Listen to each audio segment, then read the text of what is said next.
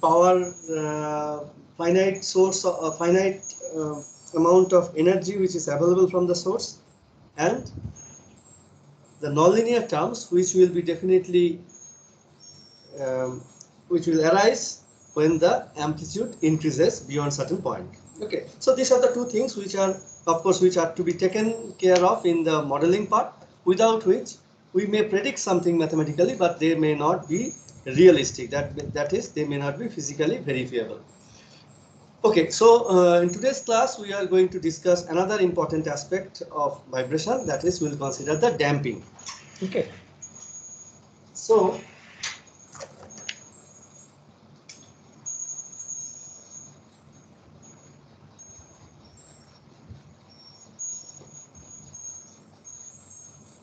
now Sir, not visual, sir. it's not visible No, sir.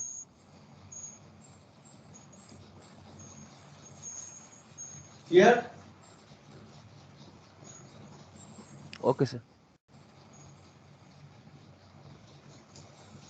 Okay, so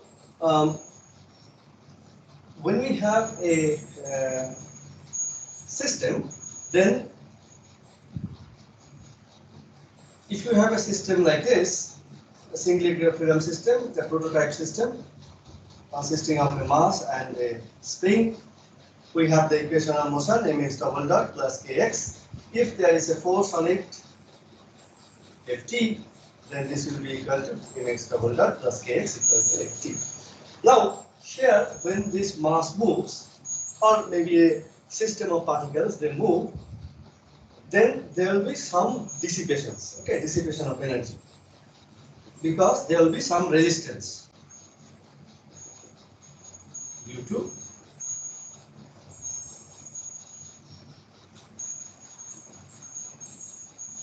now, in which ways the resistance may appear in a physical system? That is something we have to consider. First of all, let us work with the simple pendulum which we had done so far exhaustively. So we have a mathematical pendulum consisting of a bob, which is considered to be a rigid mass, a point mass, and an inextensible string of length L. Now, when this bob moves in air, then there will be air resistance. Now, supposing that this body is moving with velocity v, well, this can move only in this direction, so therefore it can move along the circle. When the body moves along with velocity v, that means that with respect to this body, the air will move with velocity v. Okay. And what will happen to the motion over there? Then the motion will be something like this. So there will be a streamline, and then there will be this, and so on. So something like this. The air will flow past this body. Now, if you do not consider the viscosity of air, so suppose that's inviscid fluid, that means mu equal to 0, coefficient of viscosity is 0, then what you'll get? You'll get what is what is called the ideal flow, and for this flow, if you draw the pressure distribution, then the pressure distribution will be something like this.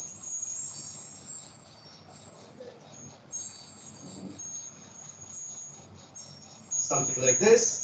So there will be pressure.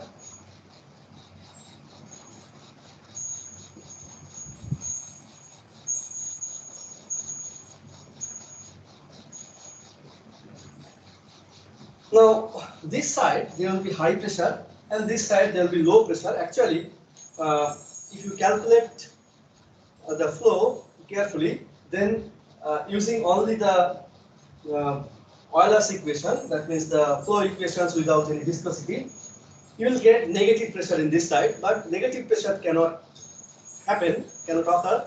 So what will happen is that in this region, actually the flow separation is going to take place, and effectively the pressure will be zero. Okay, at this side. But mathematically, you can say there may be always certain negative pressure. Now, in this side, there will be pressure, and this distribution is you can calculate this distribution. But what is the net result? That if you consider the net force, that is the total force because of the air resistance, that will be actually a force only in this direction. So the equivalently, so if you consider the equivalent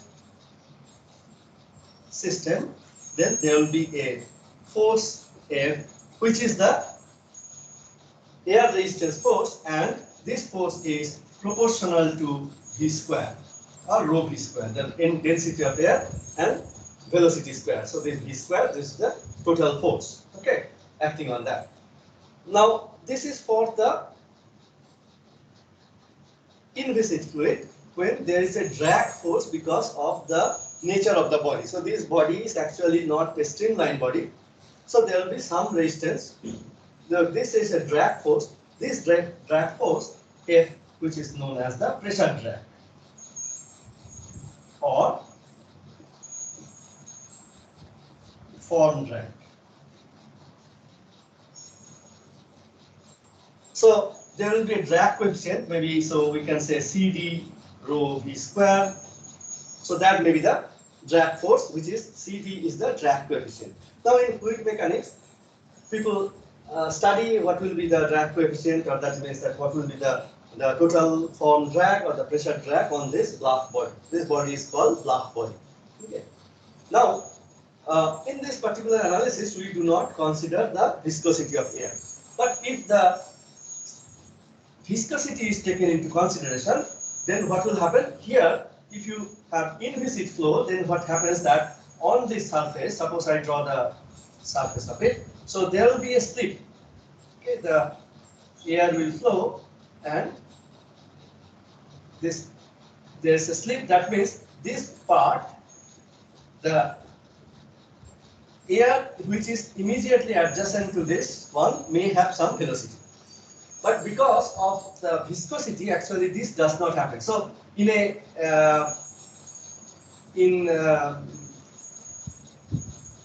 inviscid flow, what we can say that there may be a velocity profile like this. Okay. Maybe the velocity profile is like this. But if you have a viscosity, that means there will be a velocity immediately adjacent to the surface. But if you consider the viscosity into account, then there will be a boundary layer over which the velocity will gradually approach from 0 to its value, that is maybe the whatever value it achieves. So therefore, over a very small or a small length, the boundary layer thickness, it will grow from 0 to that value. And in that case, what is the reason for that? That the reason is that there will be a shear force. Okay, so when the body is moving, let us say, when the body is moving in this direction, there will be a shear force. Okay, or maybe the shear stress will develop. This is because of the viscosity, because this is the del U, del Y. So this suppose this is the Newtonian, or maybe the del V, del V, del Y, you can say. So this is the Newtonian fluid, assuming that this will be proportional to mu del V del Y. So shear stress. And so shear force will be along with that. We can find out the total shear force on that. Now, if you consider the flow, then what will happen that on this block body, there will be a force which is the drag force. This is the form drag, and there will be another force which is the friction drag. Okay, maybe I will say the pressure drag, AP, and this is the friction drag. Friction drag means that this is due to the fluid friction. Now, this is proportional to V square, and this will be proportional to V. Friction drag, which is due to the viscosity of the air, that will be proportional to V. And the form drag is proportional to V square. Now, if you consider the motion of the ball, then what happens? Then the fluid velocity will be very large. Well, the velocity is here, and then velocity gradually decreases. So in this case, actually, if the velocity, if the amplitude is very small, the amplitude of oscillation is very small, then see the V will be equal to amplitude, let us say sine omega t. So if the amplitude is very small, then the velocity will be small. If the amplitude is large, the velocity is going to be large. So when we have a large amplitude motion, then the velocity will be large and the pressure drag will be predominant. When the velocity is small, then the form drag is predominant because v square term will be negligible compared to term proportional to v. So in that case, if you have a small oscillation, that means small amplitude oscillation, then we can say that the drag due to air or the surrounding fluid will be proportional to v. This is only for small oscillation. And we are considering, so the drag force is,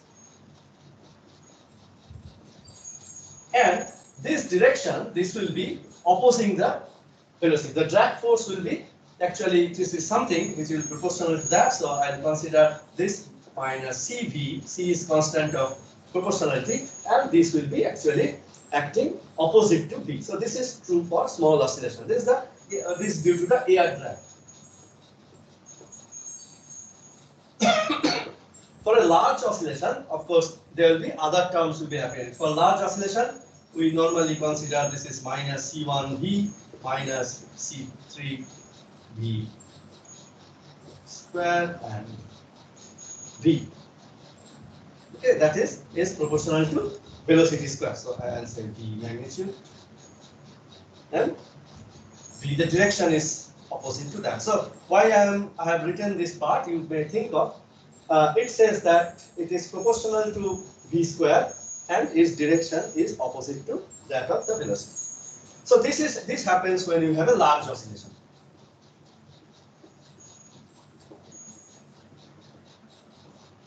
Now, this kind of air drag always exists whenever body is moving in air in surrounding medium, will always exert a drag force to this body. And if we consider the linear vibration, that means the small oscillation where our linear theory is valid, there we can safely consider the drag force to be proportional to the velocity and acting in the opposite direction. And that is very much the case also with the other kind of body, like suppose we have a spring mass system, then we have here, so mass, when the mass moves, actually then the air will flow around it. If the motion is very small, then we can neglect the form drag, because the form drag will be enormously complicated thing, because there is a corner, so in the corner many things may happen. So if you want to study the fluid mechanics problem of that, it will be extremely difficult problem, because in the corner the fluid will separate out very easily. But because it is symmetric, so it will not have any drag force, any lift force, but the drag force will be quite large. If the velocity is small, of course, more than this fluid drag, there will be the friction drag, because there will be the fluid will actually exert a friction on this, so therefore the friction drag force will be there, and that is proportional to velocity. So safely we can consider the drag force on this Fd from the fluid, and that one we can write down mx double dot plus kx equal to minus Fd, and that becomes Fd, the magnitude part, because I have already considered the direction, it is acting opposite to the motion, so therefore this will be minus Cv, that is x dot here. So the equation of motion for this will be equal to mx double dot plus Cx dot plus kx equal to 0. So when you have air outside the moving body, then for a small oscillation, we expect that a friction force or the drag force will be exerted, which is proportional to the velocity and acting in the direction opposite the motion. So this will be the equation of motion for small oscillation. For a large oscillation, of course, the damping term here or the resistance term will be much more. Now, this is one aspect of damping from the air, but there are many other other sources of damping which you can think of. Again, for example, let me take the example of pendulum. Okay, so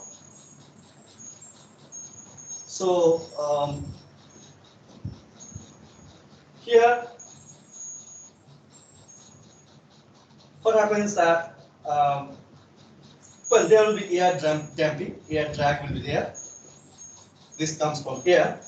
Now, what other sources of damping you can think of here in this case? What other damping? What other sources of resistance, motion resistance to the motion you can think of? Any idea?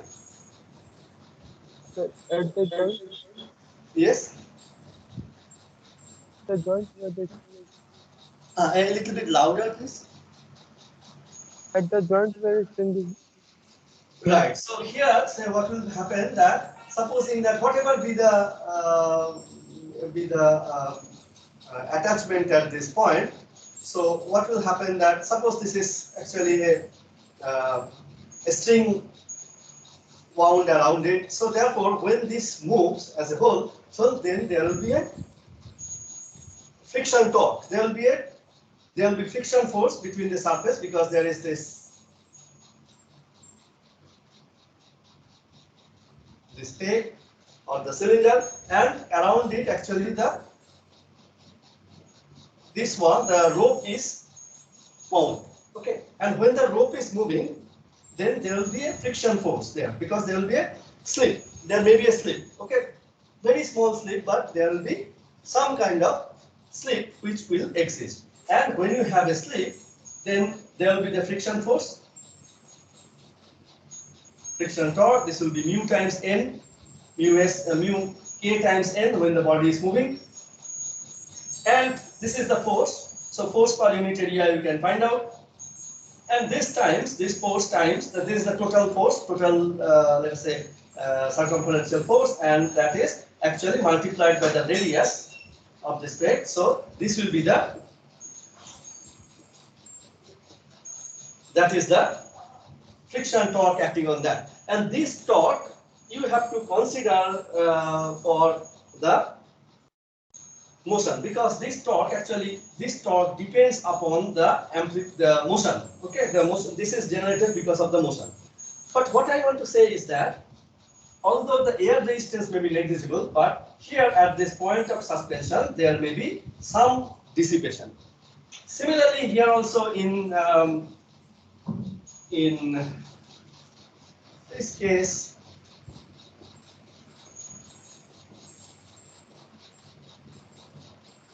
okay, there may be some dissipation also in the maybe inside the spring. So the spring actually there may be some slip. So if you consider that the helical spring, when the spring is actually moving, one part of the helix may rub over other, so there may be some friction inside the spring, or in this attachment there may be some kind of rubbing taking place or slip taking place which will dissipate energy. So this kind of energy dissipation is kind of a support dissipation, or maybe so one is the dissipation due to air, and this is the support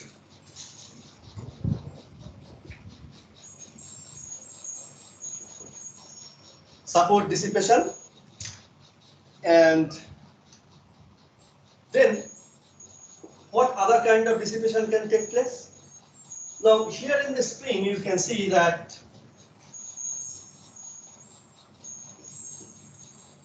the spring, now I talked about the slip over the spring, but let us look at the inside the material of the spring. Now if you consider a material portion, suppose I consider a spring, a small portion of the spring, and look inside it. So there will be different grains and grain boundaries.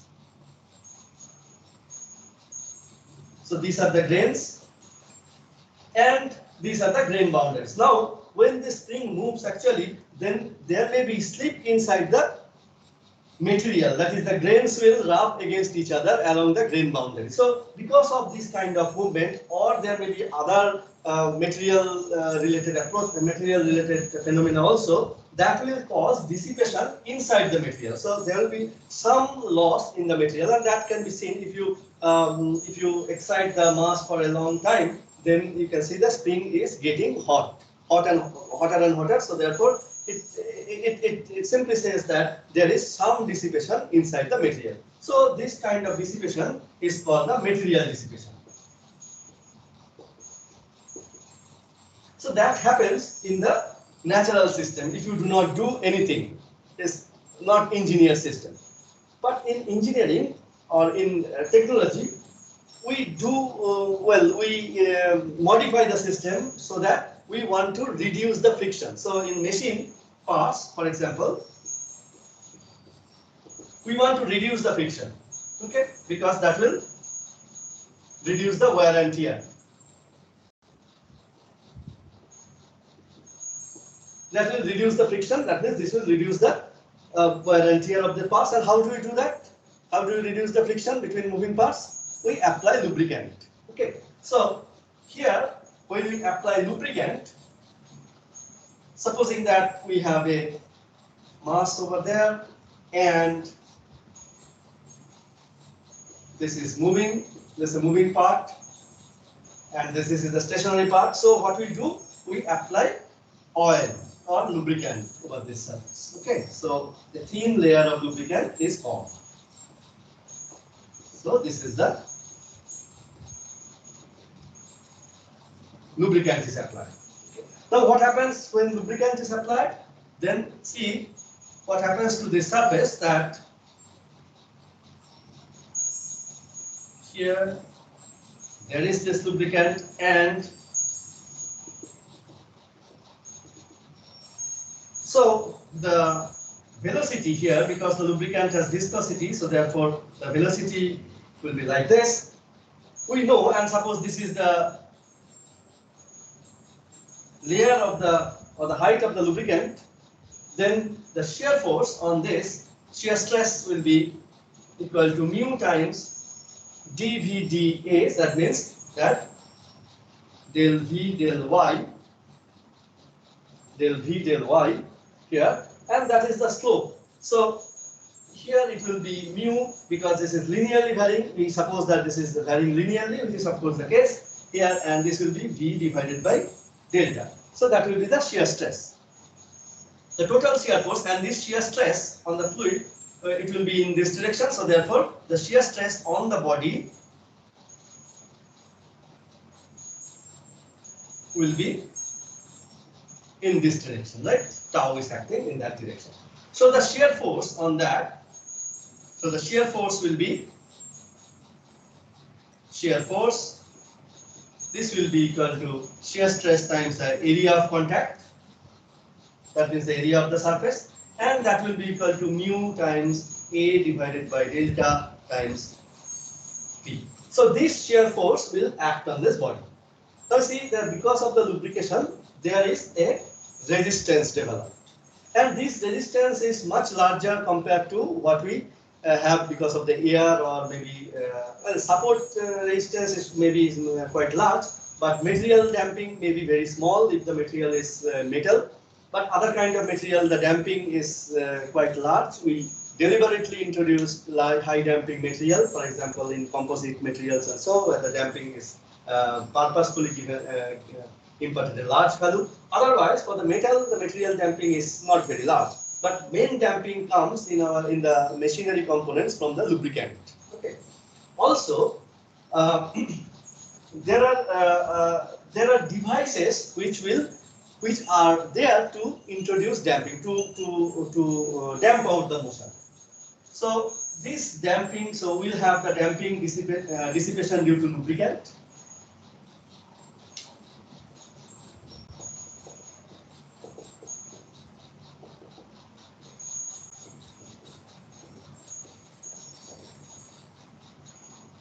Lubricant, and then there may be dampers which are attached to the system. Okay, just to introduce damping. One kind of damper is known as the shocker or the shock absorber. Let's see this is something like this.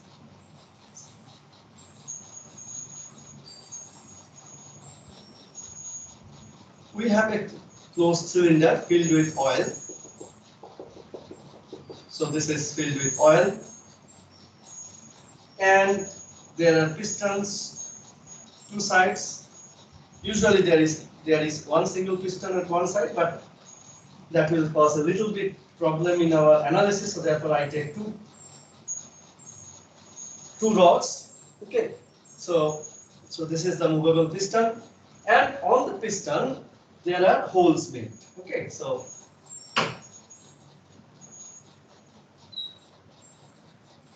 holes are made on the piston. So if this is the piston, this is the rod, so holes are perforated. It's a perforated piston.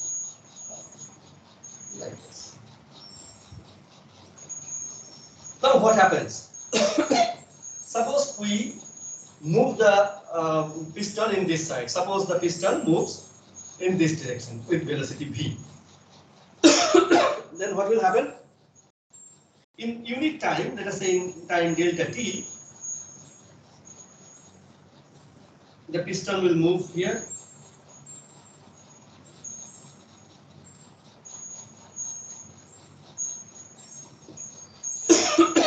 So piston has moved by amount, let us say v delta t. Okay. So if you assume the fluid to be incompressible, then what will happen? If this is the area, if A is the area of cross section of the cylinder, then what will happen? A times V times delta T, that amount of fluid has to go to the left chamber because this is now squeezed. So and fluid cannot be compressed. So therefore, the only way for this fluid is to move to the other cylinder, other chamber. As it moves, so therefore the volume flow rate of this fluid will be AV.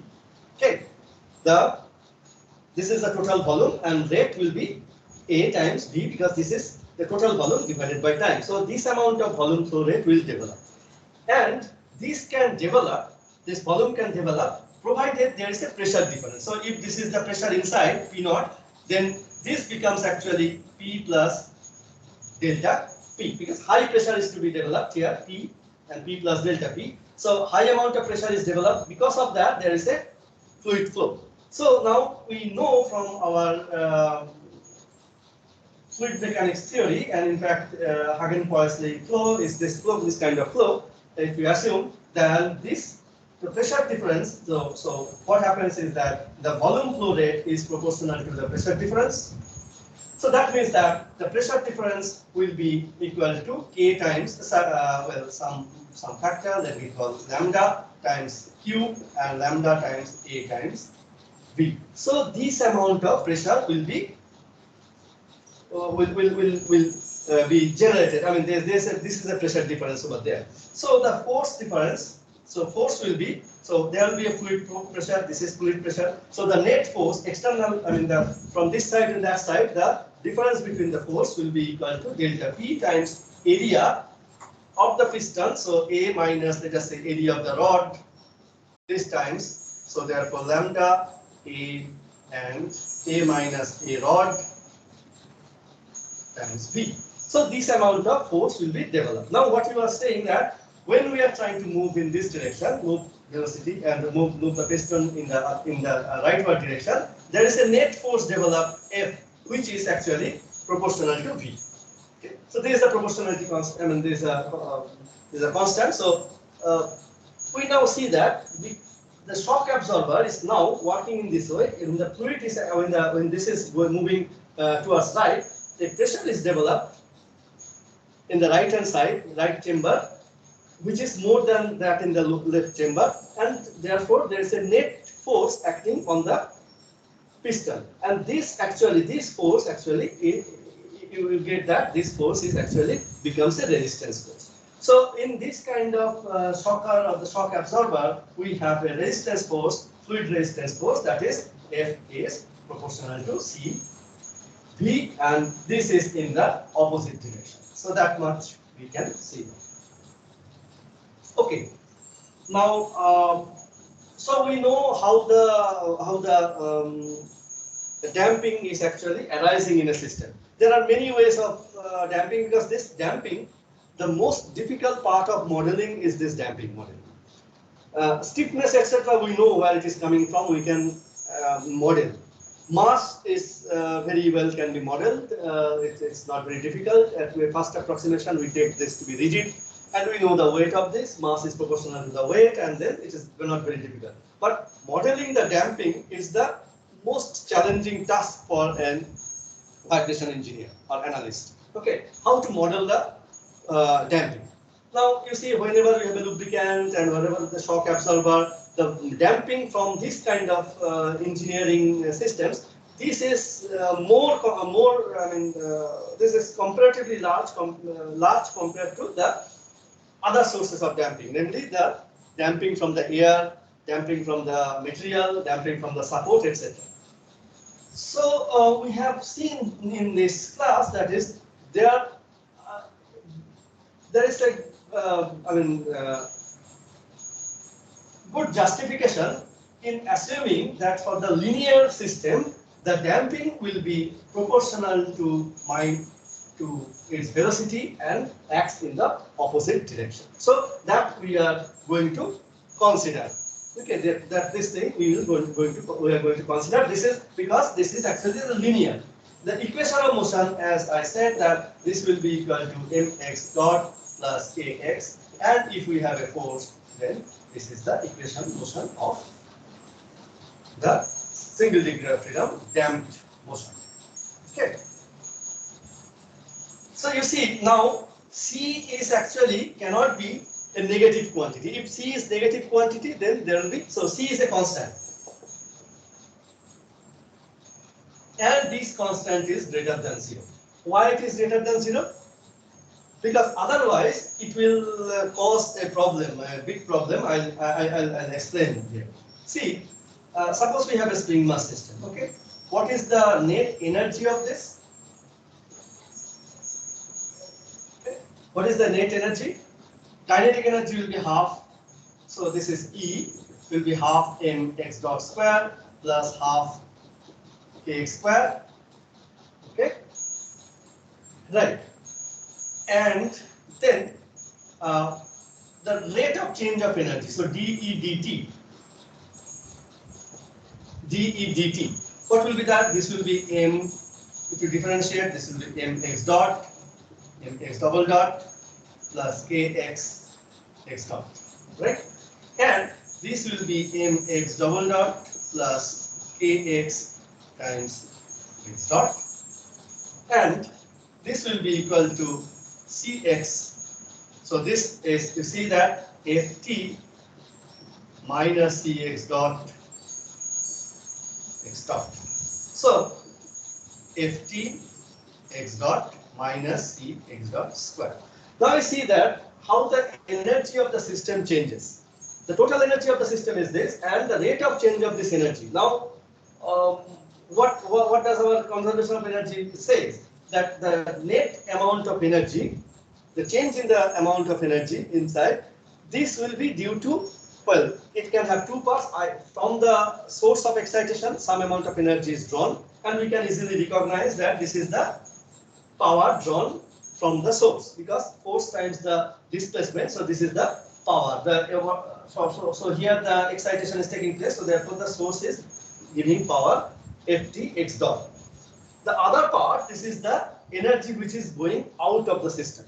Okay, because there is some amount of energy stored, and the change in this energy only can be either due to influx or the outflux. Influx is due to the the excitation, and the outflow of this energy is due to the dissipation, because dissipates, the only energy always dissipates. The damper always dissipates energy. So this term, so C has to be positive. Otherwise, if C is negative, then what will happen? suppose we consider Ft equal to 0 and then dE, so there is no external force, so therefore no external source of energy which can come into the system, and this is equal to minus x dot square. Now if C becomes negative, then dE dt, this will be positive. So that means that the energy of the system will keep on increasing. Okay, so that means that there is a, so damping is actually, instead of causing dissipation, it is actually generating the system, because the energy, there is no other way of generating, because there is no force, there is no source of excitation attached to the system. So the only way the energy is increasing is because of the damper, which is definitely not possible, because damper will always dissipate energy. Damper is, so otherwise if you attach a damper, then you see that its energy increases, and it's definitely, if the energy increases, then the amplitude will increase. That definitely does not happen with the damper. So this case is actually ruled out. If this happens, then we call the system to be self-excited system. So therefore it is getting excited by itself. But in the physical damper, when the damper is attached, this cannot happen. Okay, the self-excitation can be modeled as C negative damping, but physically no damper can actually give you self-excitation. So we now have proved that C has to be greater than 0. Otherwise, there will be difficulty in explaining the energy decay of the system. So C is positive. Always. So now we will consider we'll take some non-dimensional parameter. We will define 2z. So okay, we will define omega n square. We have defined, this is the natural frequency we have defined, and we'll define another parameter zeta or xi, which is c divided by 2 times under root km, and that means equal to, this is how we will define, this will call this, normally this is called the damping coefficient, or the coefficient of damping, and this is called the damping factor. It is non-dimensional, you can check that. So this will be C divided by 2, and if we consider M, then this will be M by K, and that will be C divided by 2M omega L. Okay, so what is dimension of C? What is dimension of C? What is the dimension of C? Newton second per meter, right? Force per, because this is the force per velocity, Newton second per meter. And this divided by, so therefore zeta, you see that zeta is equal to, so zeta will be equal to then Newton, so meter, kg, meter, 2 times S by M times M, okay, this one, and this is per second, right?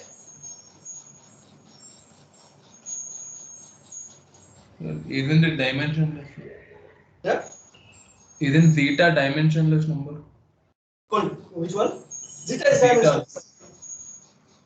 Right. Newton meter per second, this meter, and this. Okay. This is, so this is mass kg, and this becomes S. This is 1 by second. Okay. So therefore, you will see that this becomes equal to 1. So all this cancels out. So therefore, this becomes actually this is dimensionless. Dimensionless. So this is a non-dimensional parameter. Zeta is actually a non-dimensional parameter, and we'll see the why this non-dimensional parameter is taken, because depending upon the value of zeta, it will clearly see that what kind of whether this motion will oscillate or not. Okay, if there is no force external excitation. So this is what we have there. So then with this non-dimensional scheme, we get this equation as x double dot plus twice zeta omega n x dot plus omega n square x equal to ft divided by m. So this is our non-dimensional equation, and in the next class we'll study this part. Okay, so we'll study the free vibration part of this. Now you know the tools. We'll consider the Laplace transform technique and find out the roots of the polynomial and so on, and then the impulse integral will be calculated. Of course, we'll see now what will happen to the steady state response when harmonic excitation is given, and we'll study that part in a little details for this kind of system. And after that, we'll study a few applications with the damper, and then go to the multi-degree freedom system. Okay, so this class actually we did not derive much in terms of mathematics, but gave you the physical insight, okay, about the damping. It is very, very important to know what we are doing and why we are doing it, rather than exactly doing what studying mathematics only. Okay, so you have to know the sources of damping, because while modeling you will have to justify why you are ignoring certain terms, why you are considering that term or not. Otherwise the analysis will be wrong. Modeling is one thing which cannot be actually written in terms of rules. Okay, there is no rule of modeling. So you, with your experience, you will learn which one to neglect, which not to. So this is one of the objective of this course also, that is to give you the idea about the system, which will help you to model the system. Once model, then there are mathematical tools and we can use the mathematical tools. But modeling is one of the most important aspects of any engineering, any analytical engineering. And to learn how to model, you need to know the physical phenomena very clearly. So in this class, I told you about the ways in which the dissipation may take place, and we have justified the linear damping, that is the damping force is proportional to the velocity and acting in the opposite direction. Well, sometimes the linearization can also be used. I'll give you just one example before I leave. This you may try at your home. Suppose I have a spring mass system, and this spring mass system is actually is placed in a vertical path, let us say. Okay, so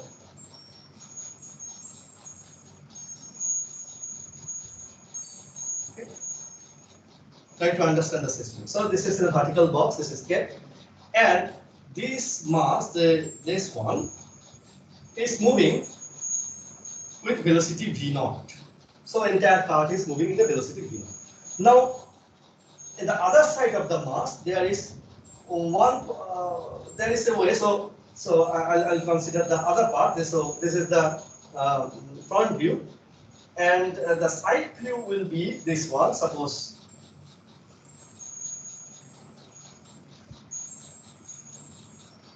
So here, you see, so this is the side view, and this is the front view. Okay, so in the side, so what is happening that there is a wall, and on this wall, actually against this wall, this cart is moving. The mass can move up and down, and also it is rubbing against this particular wall. Now, how to get this damping? You see, there is no no lubrication given. So how do you say that? How to model this kind of damping? That you may think leisurely, but I'll give you one hint. Suppose the body is moving. Suppose the mass is moving here, and assume that there is a force, pressing force. So it's a normal force is given. Suppose. On this side, so that it is pressed and it is again rubbing against the wall. I hope you have understood what I am the system which I am explaining. If you have any doubt, you can tell me. There is a cart in which there is a mass, and this mass is actually moving up and down. It can move up and down because this is spring, and this is pressed against the wall. So suppose this is the cart and this is the wall, so this is pressed against the wall with a force. Okay, and then it is moving, and it is moving towards right with uniform velocity v0. Now, what will happen to its motion? That is the force. So there will be on this side. So when this is moving direction, so it will have a velocity v naught, and it will have a velocity x dot. Okay. So the friction force will be there. What will be the direction of the friction force now? What is the magnitude of the friction force? Friction force will be mu n. What is the direction of the friction force? Direction of the friction force will be opposing the motion. So if the velocity is in this direction, v is equal to v naught I plus x dot j. So the force will be the magnitude of the force. Okay.